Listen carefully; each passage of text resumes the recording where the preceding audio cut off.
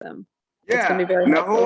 the whole idea, what I did is, I want them to, because this kind of skill set is for the high school level and our college level.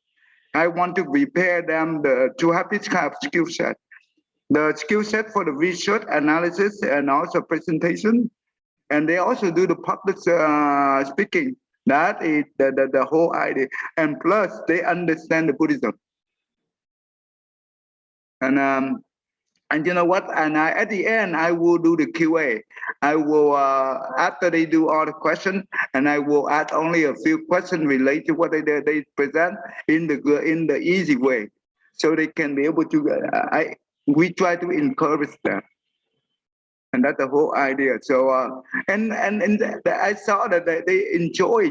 They enjoyed it so much, and I thought, wow, I never think that they can be able to handle it, but they enjoy. They say that this is the way they learn more. They want to do it when they do it independently. So everyone have their own puppet and they do it at home. And so every meeting I will go through the the content with them to make sure that they get on the right track. So that's okay. Um, Beside that. And for the third grade to the fifth grade, what I did it, I come up with the teaching is the five element reading, right? The first one is the main character, the setting, the problem, solution, and the theme, right? That's what we give them the story of the Buddhism. Story is short one, so they be able to identify all those elements. This is the way we help them to summarize the story in this kind of setting. Does that make sense, right, Tammy? Yeah, that's awesome. Yeah. So, and you know what the kids like so much, and each one of them for the third grade to fifth grade, we give them the poster, and they after they do it on the scratch on the paper, and they be able to get it, and they put on the post. They can write on the poster with the picture, whatever they want. So they enjoy it. Look like they enjoy so much. They say, wow, that's really good, and they become very creative. So yeah, so that's the thing. Okay, and now let's go back to our class today. All right. Uh, okay, Betty, go ahead and do this. Namo Fundamental Teacher Shakyamuni Buddha. Namo Fundamental Teacher Shakyamuni Buddha. Namo Fundamental Teacher Shakyamuni Buddha.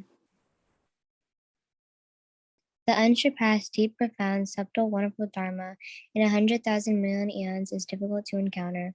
Now that I've come to receive and hold it within my sight and hearing, I vow to fathom that thus comes one true and actual meaning. Thank you. So yeah, I think I try to change the teaching strategy so that they can benefit from it. So yeah, that's good. Okay. Okay. That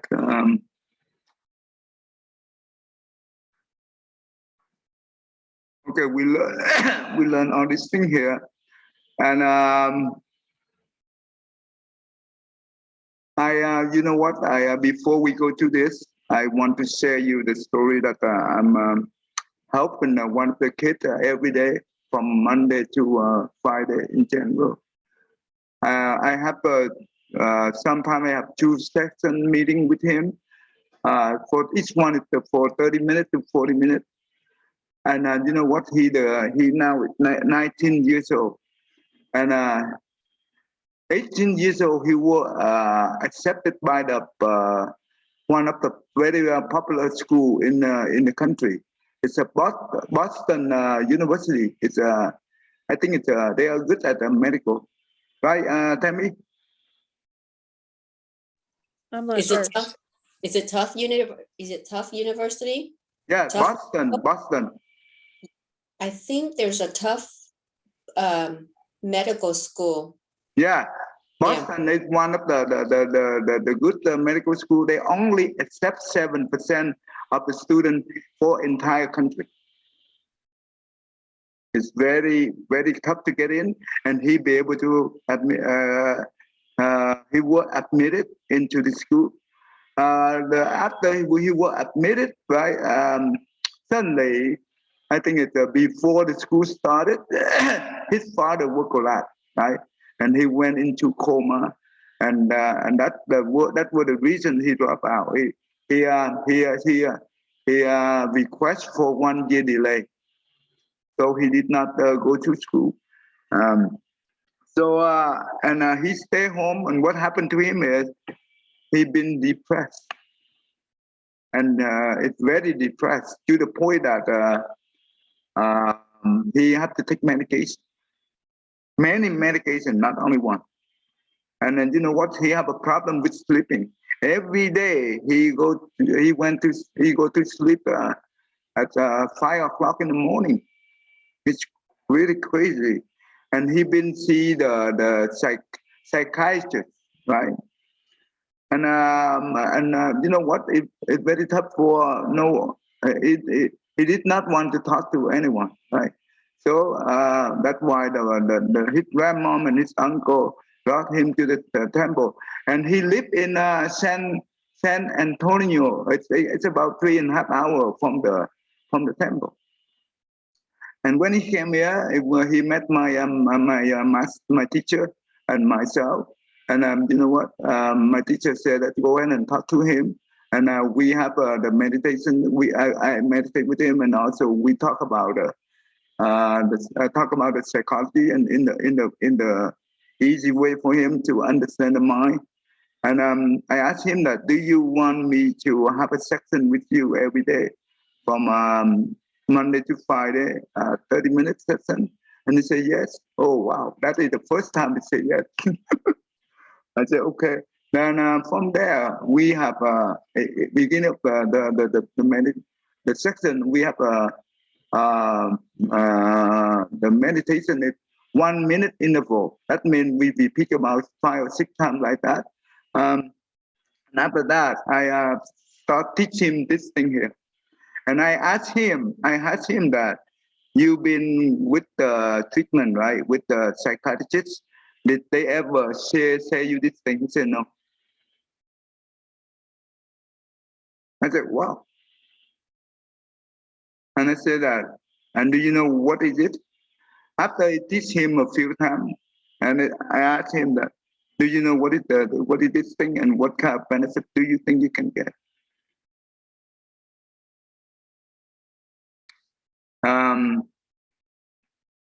This is the way that we learn to recognize the negative thinking. And we try to reframe our mind into positive. If the psychiatrist not share you this, and it will be very tough to help you to get better. It's very tough to help you to recover. And I know the reason why the psychiatrist did not do, doesn't mean that they do not know. They know this thing very well. They know this thing very well. But maybe there's some kind of reason that, tell me, what do you think that why the psychiatrist did not send this kind of picture, this knowledge to him?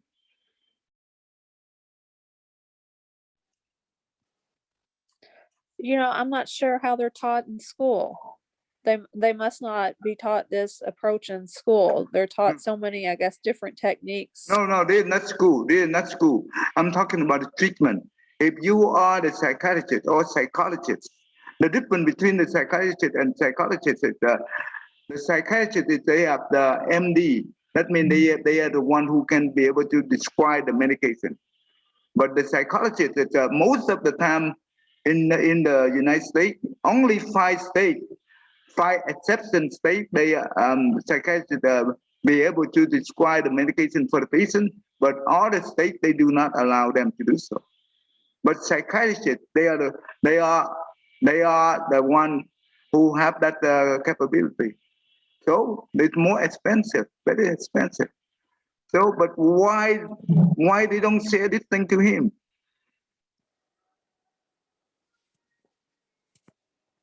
Well, I mean, it's probably easier too. They're wanting to hand out Band-Aids, so they'll prescribe the medicine to try to help um, calm you down without giving you any understanding. And that's the problem with it, is that you come out, you're still confused. You go in confused.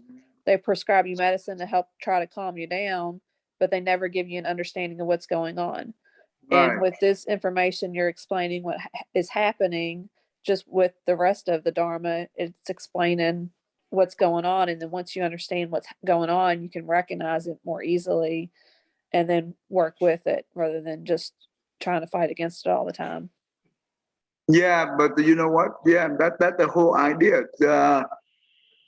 If they most of the time I heard that they what they good at is medication. And you know what? Medication only temporary. It's not a solution.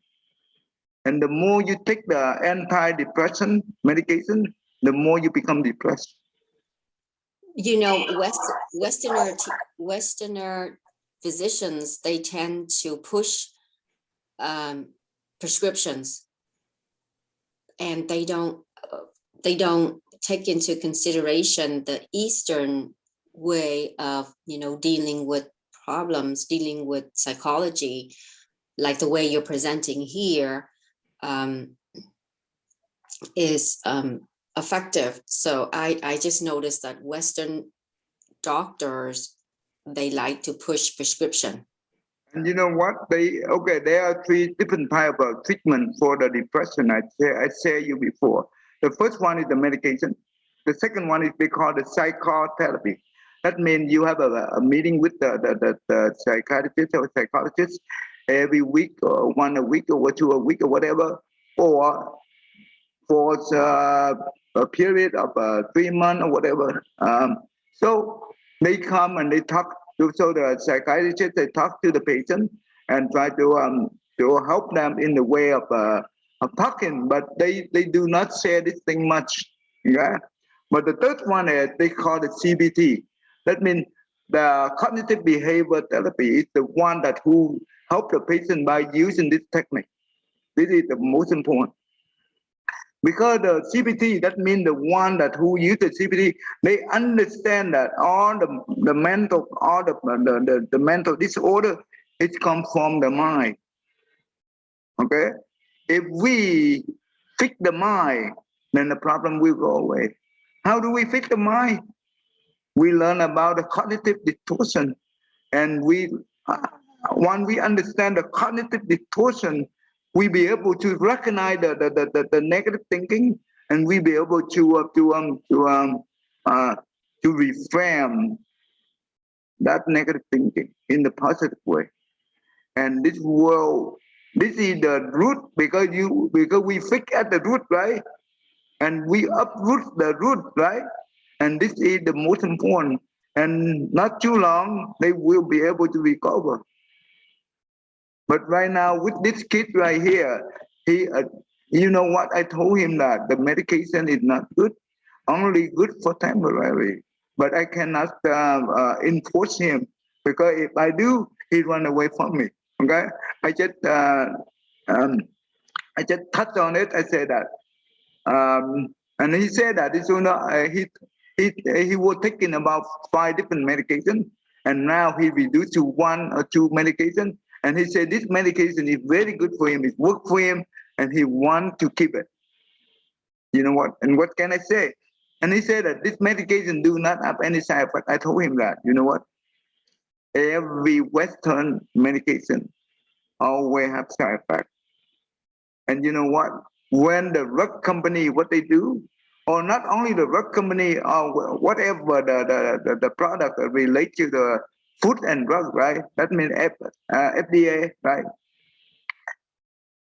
When they produce the product, and before they can be able to put into the market, what they do, they need to hire someone like the chemistry, right?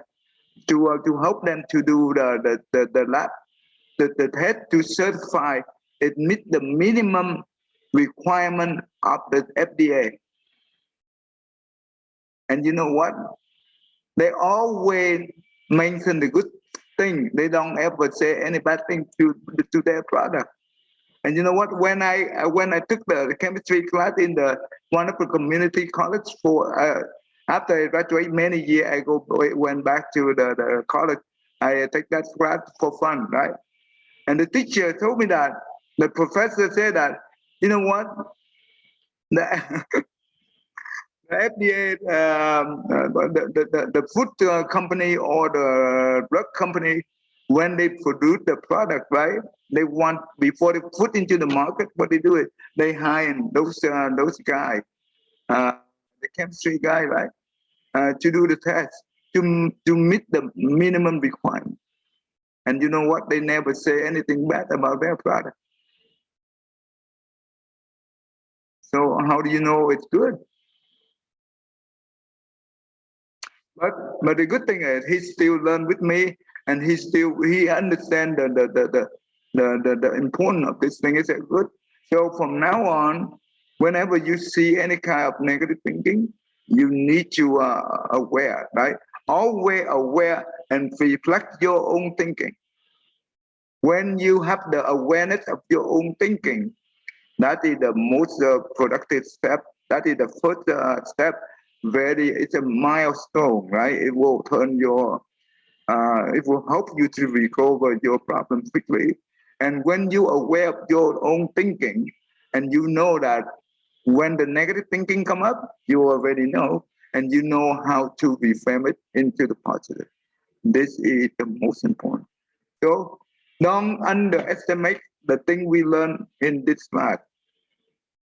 Because you know what, we can use this thing to help others, and it will the lifesaver, right? It's a lifesaver. Did I tell you the story of I helped this lady. She was 70 years old, and she have the germ phobia.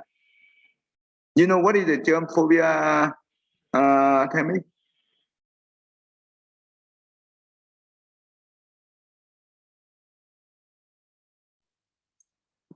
Scare of bacteria, scare of Scare of germ. Yes. Yeah, scare of germ, right? Phobia, that means fear. Phobia means scare, right? You scared germ. That means during the COVID, right? She very frustrated. She panic, right? She what do you call it? The fear panic. Wherever she touch, right? She keep washing her hand all the time. That means it's a problem. It's not normal. Okay, it's a problem. And you know what? She have a very difficult thing to perform the normal task for daily tasks, right? And she struggled with it. And she went to see the psychiatrist, and they did not be able to help her. Only help her to recover at that moment. But for not too long after that, it relapsed, right? It come back. And you know what? After that, because I also share this thing here in the Vietnamese class, right? And after she learned this thing, and she called me, okay? And every time she have a negative thinking, she called me, and I help her to reframe her mind. And you know what? After she used this technique, only 2 weeks after that, the problem she have with the germ phobia is reduced now to 80%. And now she feel much better. She be able to use that technique to help herself. This one is, you know what, this technique here, you don't need the doctor. You don't need a professional provider to help you. Once you understand this concept, this technique, the patient himself or herself be able to use it and help themselves. That is this is the key right here. And the reason is, to me, you know what, the reason behind of the why the psychiatrist or psychologist do not use this technique to help the patient, you know what? Because they want the patient to come back, right? Does it make sense?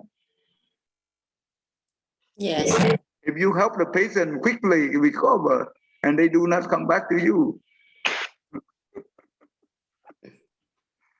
That the truth is very ugly. That's scary. It's very scary. That happened to a lot of doctors. So that's why when I teach the kids, right, and if the kid said that he or she want to become a doctor, the first thing I ask them, if you become a doctor because the money or because you love to help the patient. If they say that I want to become a doctor because of the money, I say that you should not become a doctor. You should go for engineering, because engineering you can also make a lot of money. But if you become a doctor for the money, do you know who will be suffer the most? The patient, because you will not uh, fully serve the patient. You only come there for your service, and you just do it because of money. You know what? You do not have entire concern about the patient. That's really crazy. But if you want to become a doctor to help the patient, yes, you should become a doctor, because that is your loving kindness and compassion. And that means you will pray a lot of blessing. You will pray a lot of virtue. But if you want to become a doctor for the money, you will pray a bad karma easily. Because you know what? What happened is, out of 100 patients you treat, right? Maybe one of them you make a wrong decision. You will rule their life. Oh my goodness. When you cost a person life, the karma you will pay for it, it's unbelievable.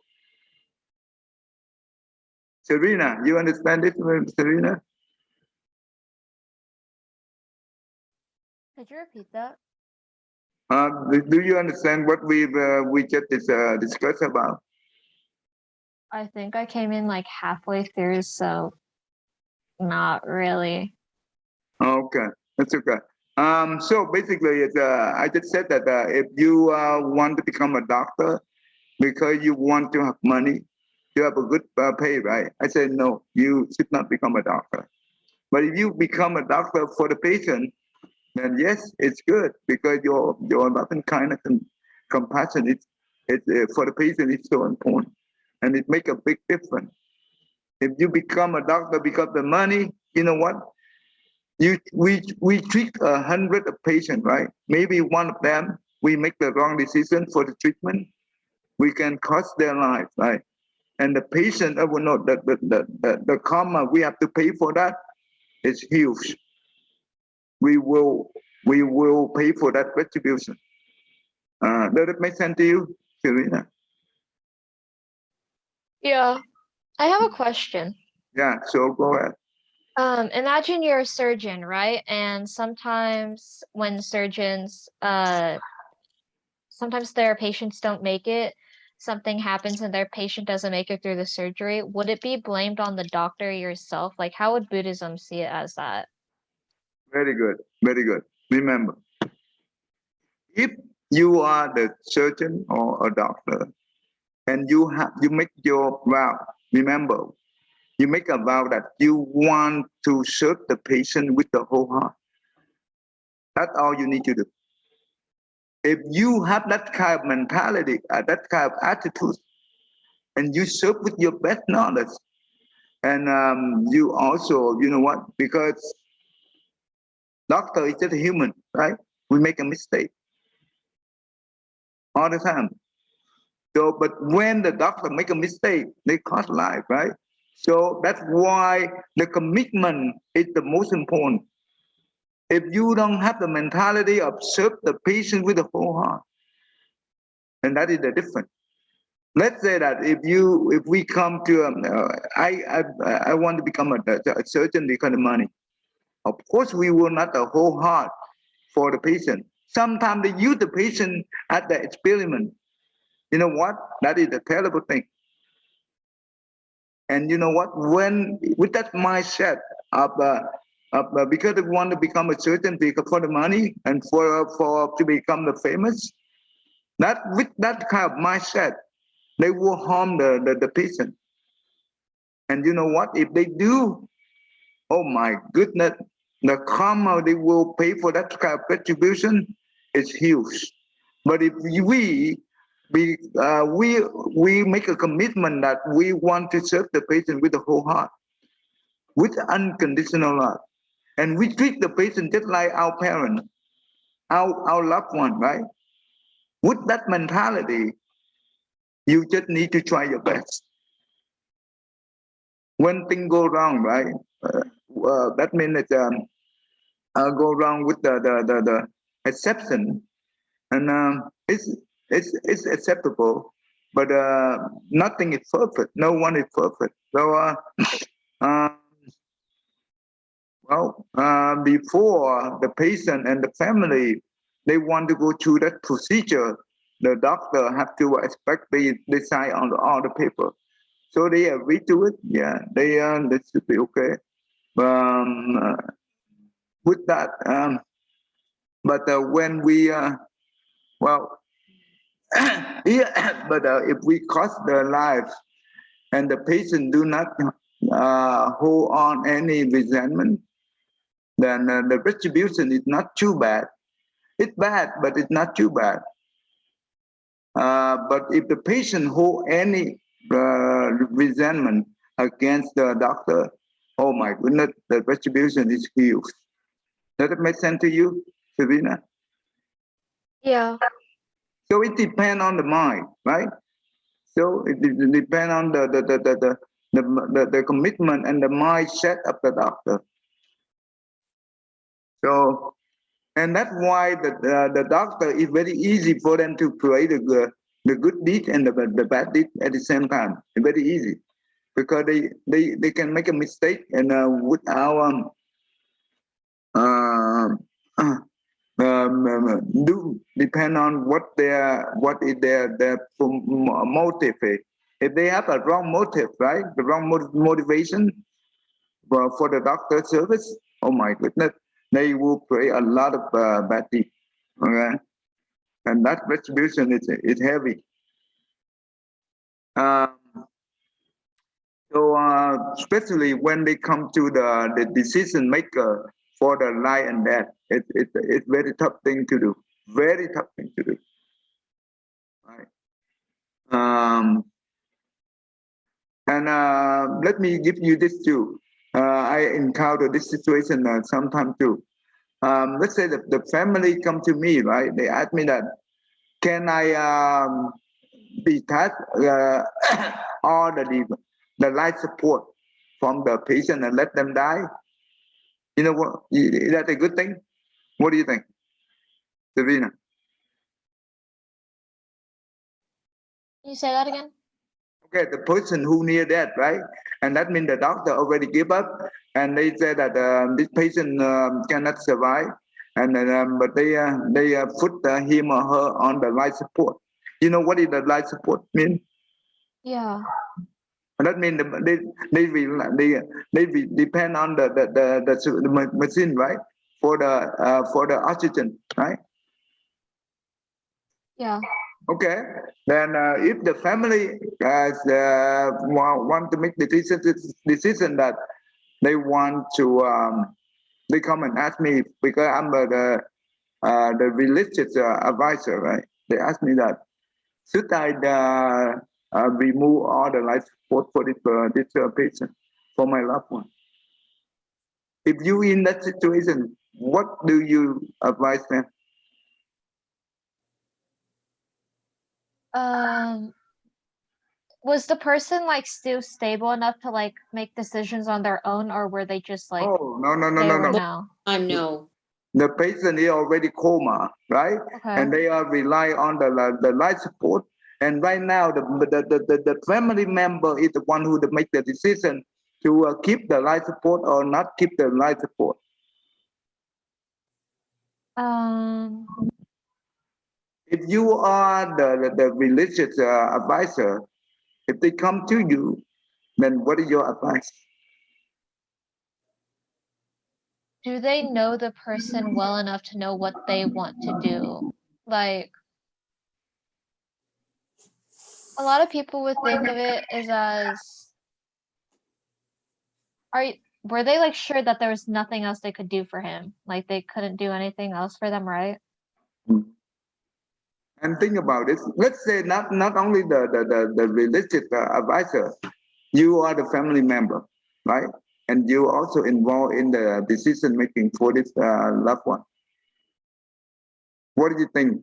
Which decision is right for the moral? Which decision is not right for the moral? That's hard. Mhm. Truthfully, like the person could probably still live or probably could not, but seeing that they're in a coma and they're not waking up, there are a lot of like stories of how some coma patients do wake up in the future. Yeah. And that's hard. Like you can't tell when the person's gonna wake up again or if they will actually ever wake up. That's good because there is a story I saw that 19 years later, the patient who were in the coma for 19 years, he wake up after 19 years. And my mom, you know what? She went into the coma and she wake up after 2 months. You see? Then I also witnessed a few cases that they wake up after some time, few months later. And you know, this is one of the most difficulty. So tell me, if we in this situation, what should we do? How do we handle this case in the way that we don't want to be able, we don't want to involve in kind of the evil, the bad retribution in the future? So you would automatically think the most compassionate answer would be to put this person out of their suffering. That's kind of the first automatic response I think most people would be because they have compassionate hearts and they don't want to see a loved one suffering. But in reality, the precept is do not kill. So you need to take no part in that. I mean, you need to let someone live out their life. And that's also, you know, just part of life is getting sick, getting old and dying. And how that might come about, as hard as it might be to witness, it's, you know, probably all part of some kind of karmatic flow. I'm not sure how to say that, but some kind of karmatic past release in it. So yeah, it would be best not to, I mean, even though you might want to just to help them remove that suffering, but that would be on your hands and that would lead to your causing problems for you later on. So the best thing to do would be to pray and read the sutras and really do everything positive possible you could do to help get that person, you know, revived and moved on. I remember, but when I was in California, right, at one time in 2011, no, 2010, there was the man he one of the person who support the family that he collapsed, right? He went to the doctor. And after at the doctor office, after he got out the doctor office in the parking lot, you know what? He collapsed. And the wife panicked and went into the office, the doctor office, and asking them to help by call 911. You know what happened? They did not do. They did not do that. They did not do anything. You know why they did not do it? Because they don't want to be responsible for the death of this person at their premise. That means at their location. And that's very crazy. And you know what? It took her, because she in the panic mode, and it took her more than 15 minutes or 10 minutes later to be able to call her daughter, and the daughter called the 911, and they pick him up maybe after 20 or 30 minutes later. If our brain, you know what? Our brain, if we don't have the oxygen go in for 10 minutes, oh my goodness, we will, the brain cell will die, right? And we will go into the coma easily, okay? And in order for the brain cell to go, we need to have the blood go into the brain to circulate because the blood is the one nurturing the cell, right? But the blood, they need the oxygen to pump in and to push the blood go through, right? To go up to the brain. And you know what? For the entire 20 minutes, the person, there ain't no one come there and do the CPR, no one come there to help him. You know what? By the time he got to the hospital, he already went into coma. And and they called my teacher, and because he lived too far in India, and he told them that call me, and at that time, and we don't know him, we don't know them. They are the first time know us through the one of the Buddhist friend. So we came to the hospital, we do the praying, and after that they transfer him into the nursing home, and we went there. I praying for him every night with the Asto Bodhisattva Sutra, consecutively 6 months in the coma state. And after that, because the reason I help them is because the wife, and they see, you know what, she collapsed, mentally collapsed. That because she will depend on the husband to survive, right? And now he in this situation, and his business is gone, right? So he and her children, it's really a panic mode, and she could not be able to ride for 2 months, right? So I cannot just walk away. So what I do is I make sure that I keep them in the loop of praying. At that, I went to the nursing home and I pray that every night for 1 hour, and to make sure to calm them down.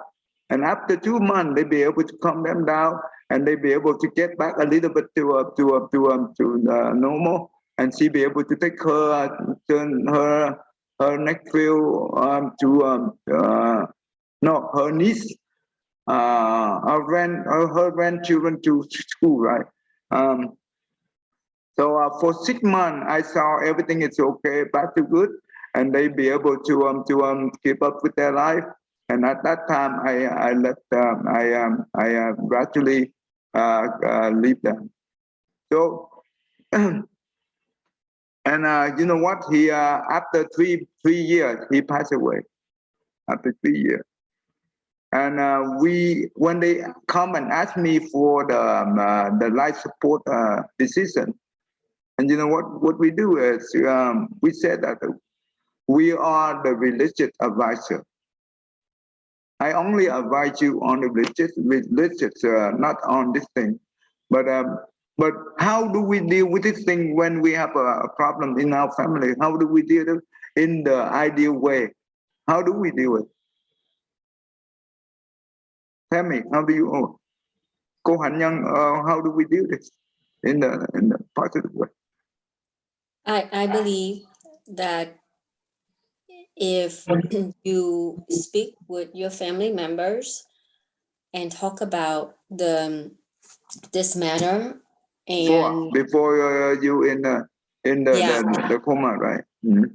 right, so that the family members will know what is the preference and act accordingly. That's why whenever a person go into surgery, they ask if you if you have a medical directive.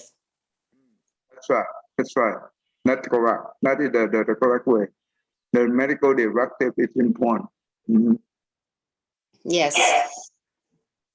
So yeah, we need to have some kind of directive.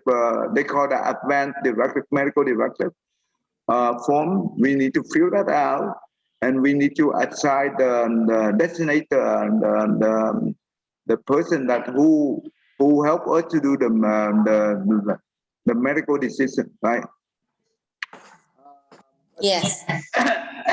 But inside the form, what we do is all the things that we want and we don't want. We have to specify all the things. For example, I want to have the life support, or I don't want to have the life support. So that means before we go, that means when we still in the good health, right? We have to do all that kind of homework before we go into the coma, right? Right now we are good, right? We are very in the good health. We have to do this first, and we have to designate the person that we rely on, and they are the one have full power to make the decision on behalf of us when we in the coma, that we cannot be able to make a decision for ourselves. As a matter of fact, it's probably better to have discussion. Otherwise, you be putting your family member on a burden Right, that is very, very difficult to go through. right. So that is the most appropriate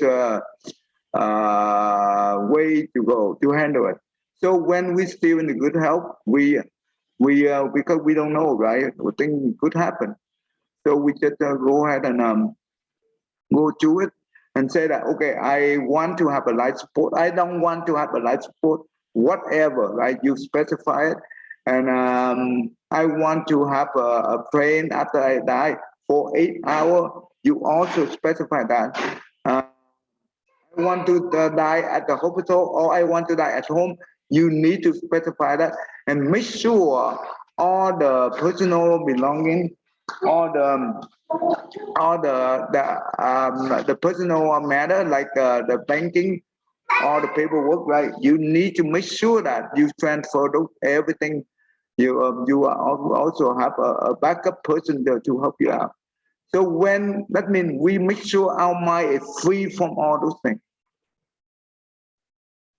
So don't let until we in the situation of the life and death, and we want to make the decision at that time. It's very tough. It's not easy at all. It's not easy at all. So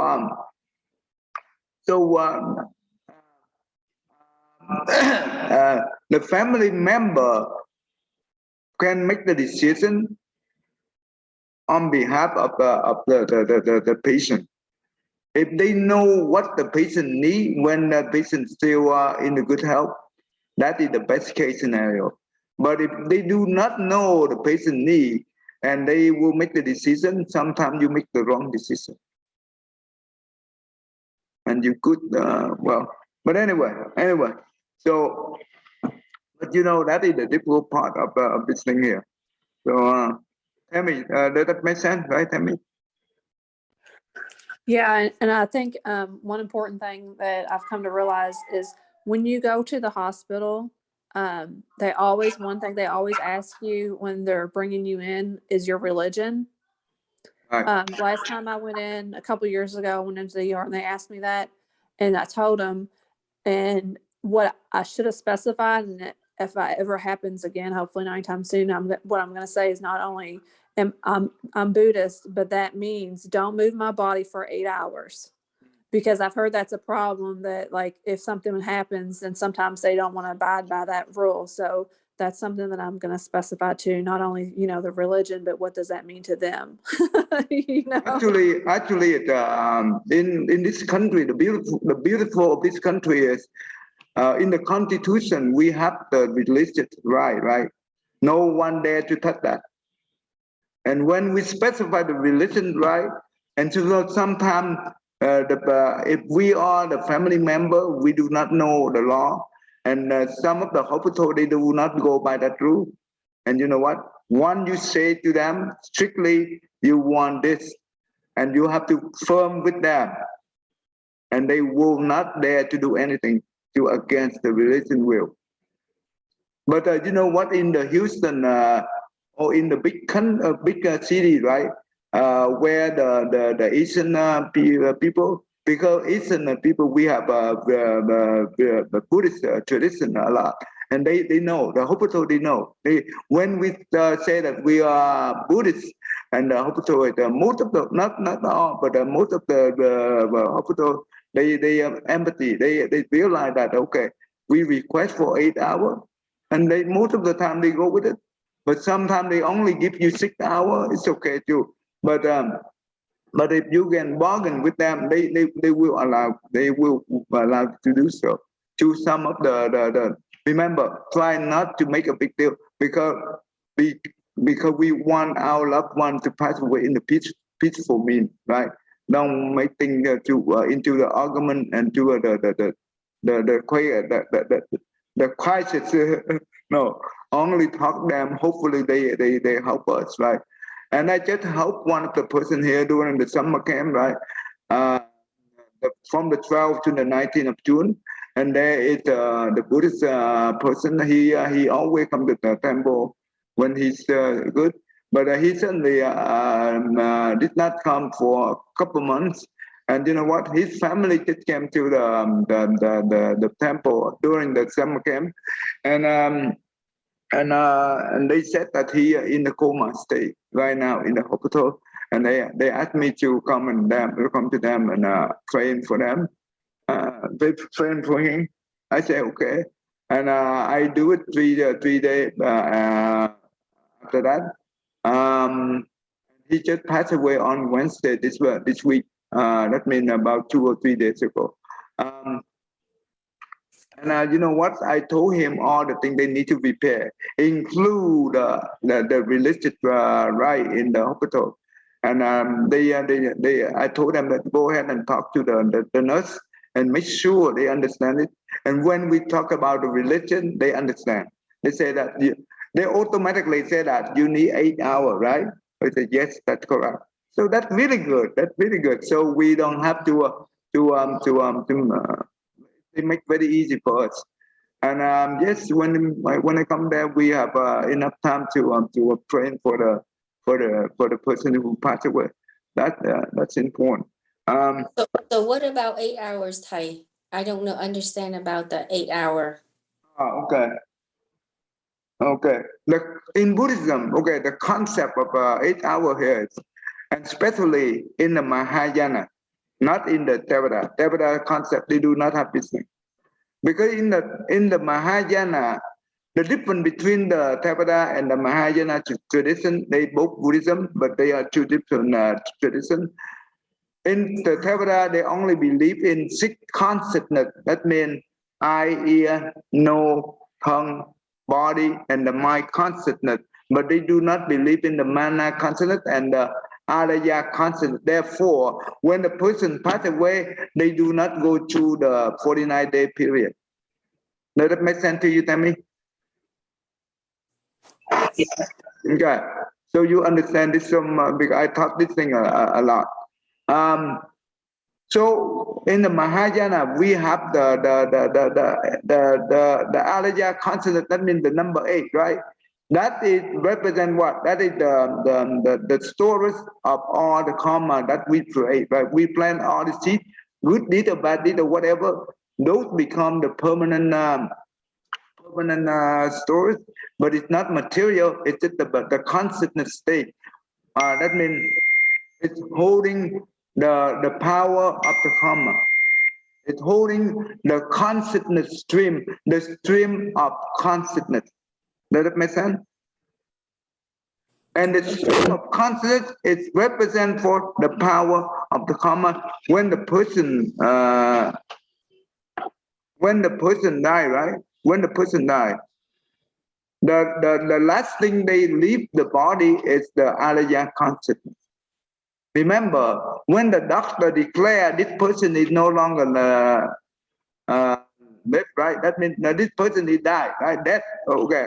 What does it mean? That means the brain is no longer function, and automatically all the first 5 senses, that means the eye, the ear, the nose, the tongue, the body, it's also no longer function, and all the organ it no longer work, because when the brain is shut down, everything else shut down, include the heartbeat, right? Therefore, based on that, they make the decision, say that this person is dead. Okay? But in the Buddhist view, the person who died, it doesn't mean that they die right away. They be able to hear us. They be able to when we pray, right? They be able to hear us. Why they be able to hear it? Because the alaya consciousness. Remember, the alaya consciousness is just the stream of consciousness, right? It's continue flowing from one life to the other. Here, let me show you this. Let me write this thing down so you understand the concept clearly. This is the important thing. I teach this thing so much in the border state. I think it's Tammy should be familiar with this thing now. Okay. I think it's after this teaching, I will go back to the border state.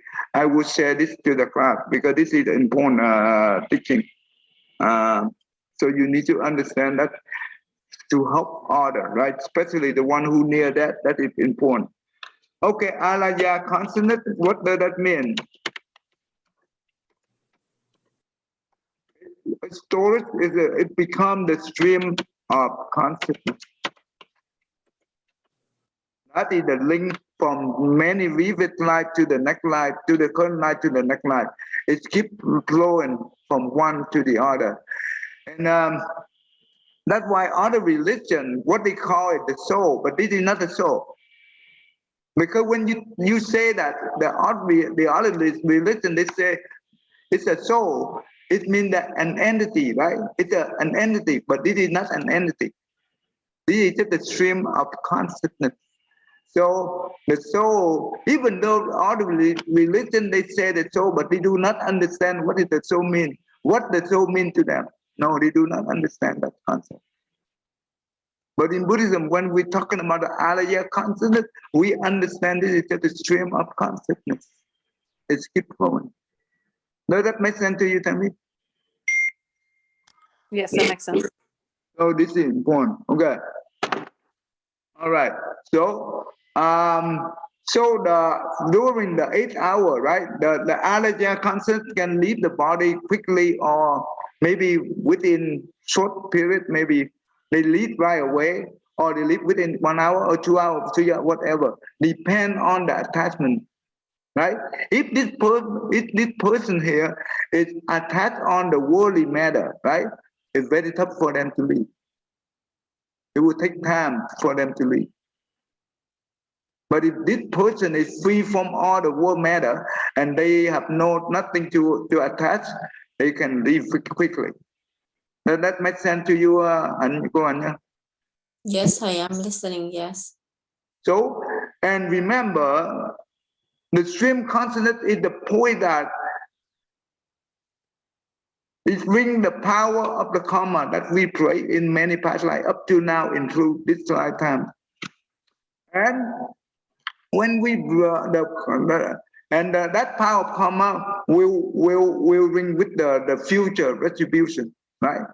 So when they leave and they go into the intermediate state, that means the intermediate state we call the border state. The border state, that means we call, okay, this is what we call border state. Right. This is what we call it. This is the state that the person who just passed away give up the current life body and waiting for the new rebirth. And the new rebirth will be depend on the consciousness, the stream of consciousness, plus the power of karma. They will go to one of the 6 realms. That means the God realm, the human realm, the Asura realm, the animal realm, the hungry ghost realm, and the hell realm. Depend on the karma. So that's why the 49-day period is so important, due to recurve the alaya consciousness. Okay. So let me stop here, otherwise we already late. Okay. I promise that I will talk about that after this topic. I think it's a good idea too. Tina, go ahead and read it. Tina.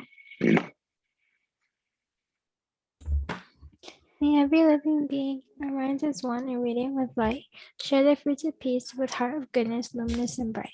May people hear and see how hands and heart can find in giving unity. May their minds awake to great compassion, wisdom, and to joy. May kindness find reward. May all who sorrow leave their grief and pain.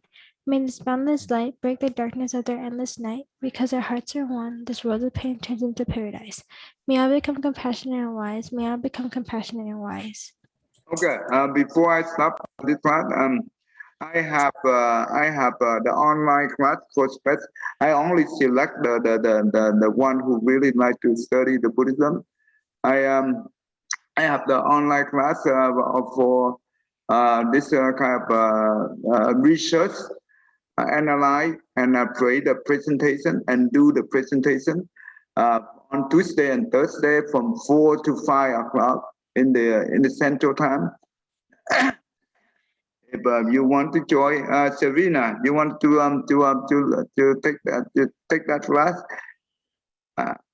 You will pick the topic that I have a list of topics, and you will pick the one that you want to do, and you do research, and you create the presentation, and you will present to the class in the Zoom. Is it just this Tuesday and Thursday? Tuesday and Thursday, your time is from 5 to 6 Eastern time. That should be fine. Yeah. You want? Okay. Okay. I will invite you next Tuesday. Okay. And actually they were. I already teach the one online and also on site. So they enjoy the new technique I teach because they enjoy the research, right? So that's good. So that's how you be able to understand Buddhism. Instead of I'm doing the talking, you are doing the work. That's good. That's good. Okay, Namo Mô Phật. I would we can see. Oh, I forgot.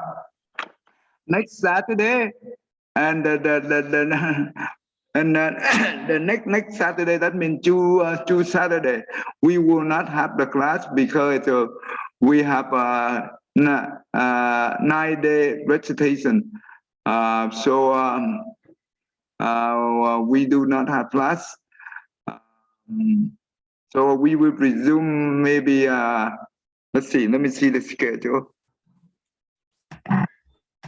I'm on the okay next okay the second the 9th. Okay, we will resume the class on the 16th July. Okay. Alan, do you understand so far, Alan? Good. Okay, good. All right, we will resume the class on 16th. All right, thank you. Thanks. I have a few questions before Okay, I go ahead. So am I just doing it for this Tuesday, like this coming up Tuesday and Thursday, or is it going to be like every Tuesday and Thursday? Every Tuesday and Thursday. But okay, one thing I forgot to tell you. The week we do the recitation through